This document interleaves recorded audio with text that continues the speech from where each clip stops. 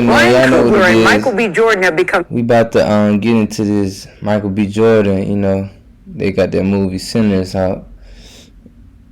That shit was. I seen it yesterday. It was actually a good movie, y'all. So we about to see. They just him and I forgot the dude the director, but they gonna be talking Famous about for their it. Hollywood collaborations. They've worked together as director and actor on, listen to this lineup, Fruitville Station, Creed, and... Now I didn't know that was the dude, the black director that did Black Panther, and then I didn't even know he did Creed and shit too. So he got some nice little movies underneath his Black belt. Panther franchise. And now they're working together on Sinners. This was written and directed by Coogler. And Jordan plays both of the Smokestack twins. One is named Smoke, one is named Stack. Get it? I love this. In the 1930s drama turned vampire thriller. Think about that for a second. The pair recently sat down with Nate and I, talk about it. In the film, the twins are rushing to open a blues club, also known as a juke joint, that night. Only chance we got if we split up. Well, who gonna watch the truck when I'm in there talking to the child? Just let them see it's you. We've been gone a long time, Stack. 7 years ain't long enough to forget about us. All right. Hey y'all, and just to add this in, and it's crazy too. He played these two roles, but it was saying, they was twins, but they both had their own, own flavor to them, and even they little, they lingo, they slang, even the way they talk and move and walk. That shit was crazy. Like I definitely give it to Michael B on this shit. He Watch did this his fool, thing. make sure he don't get in no trouble. Oh, you big enough to take me now, huh? I'll do what I can. No, you'll do what you told. You keep your eyes open for anybody staring too long. Love you too. Be careful. I will. You with me. You and me, Michael B. Jordan and Ryan Coogler join us. We are so glad you guys are here. Thanks for having us. We have both seen it. We have both been talking about it. Incredible. It really is. I mean, I'm trying to figure out the best way to describe it because it's sometimes described as horror, but I think if you say horror, you're really missing what is happening in this movie. How do you describe it, Ryan? You wrote it. That's a great question. I describe the film as being genre fluid. It's a lot of genres at different times, and hopefully they sync up. For people when you watch and to make a unique cinematic experience. It's a love letter to my uncle who was born and raised in Mississippi, who loved the blues. He was my introduction to the genre. And when he passed away in 2015, around the time we were finishing up Creed, I found myself playing those blues records to kind of think about him. The music is another level. I was almost yeah. conjuring him. And I also am a big fan of horror films and like really thrilling cinema. And I hadn't had a chance to make a film like that, thus far in my career. And when I researched the blues, and specifically the Delta blues music, right around that Delta region of Mississippi, and it's a lot of mythology around it that opens it up to the supernatural. A lot of supernatural, but also rooted in a lot of truth. Absolutely. You said you like horror. Number one, I have to show a picture of me watching the movie at one point. Can we just put the picture of me watching? This is me watching the movie.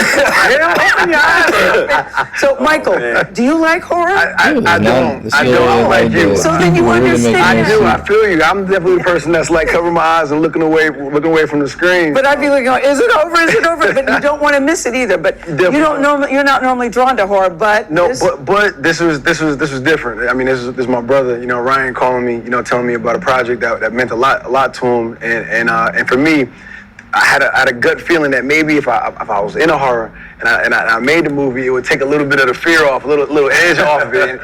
Nope, still scared of him.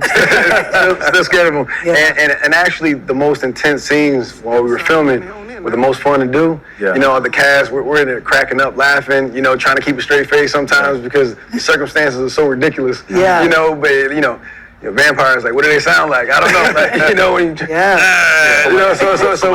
so we cracking up, man. We're one big family when we're shooting it, so a lot of good times. Yeah, the movie's incredible. Your best work for both of you.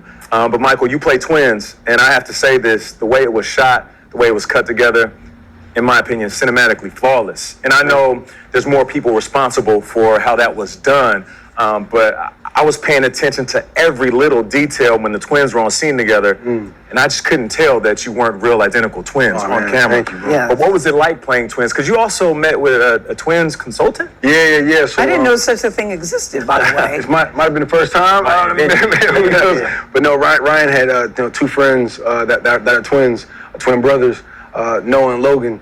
And I got an opportunity to really like talk with them and just hear about their experiences growing up. You know, what was their childhood like? You know, what were the weird circumstances or situations they might find themselves in, and what is that connection like between brothers? That's because cool that played a having big part in them the twin. twins I in always our say I movie. like The fact like that that. they were always around each other. Especially You know, they had a identical. reputation in their hometown. Big time.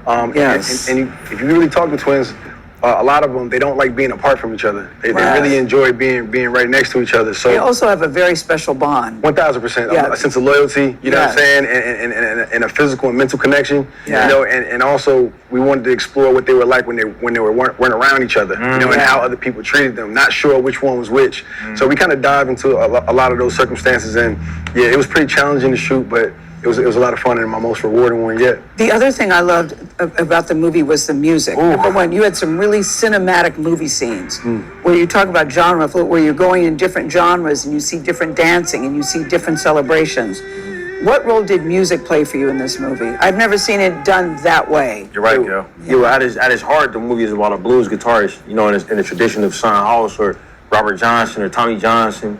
And one of my best friends and one of my, collaborators for all of our movies together is a guy named Ludwig Göransson, who's a Swedish composer. He also works with Chris Nolan recently. He did the score for Oppenheimer, but he did all of our films together. And we met in film school, and I found out recently on this movie that the whole reason that he's a musician, he started off with the guitar because his father in Linköping, Sweden, went as a teenager to see Delta blues musicians play when they weren't allowed to tour in America, so they went to Europe, and it inspired his dad, who's 70 years old now, to become a musician. And he didn't taught his kid, Ludwig, who then came to California to learn how to make movies, met me, and we got to make this film. I was able to work with my wife Zenzi, who you guys know. Yes. She was a producer on the film, and Ludwig brought his wife Serena Joransson on, who's a concert violinist, to be the musical executive producer on the film. And it was just a family affair all around. Yeah, everybody brought their wives. Bring your wife. Do you need me to find? I'm available to find somebody. It was just me and my twin brother. that was it. Bravo, congrats. Thank you Congrats. so Thank much. y'all for having Thank me.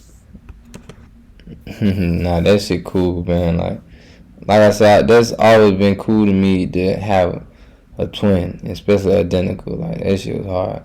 And like I said, he definitely embodied, twins. Like that shit was hard. I definitely give it to him and my boy Ryan. It definitely the best work I seen from both of them. Like this shit was hard. I'll go see it again. And I like how he did the music, like how the music scene that was in there. They showed a little bit of every little time, span in there, what I'm saying, of the music. So that shit was hard. But yeah, man, y'all go watch the movie, man. Y'all let me know how y'all like it, or if you seen it, you leave a comment. You let me know how you liked it. And yeah, man, we be back. Ow.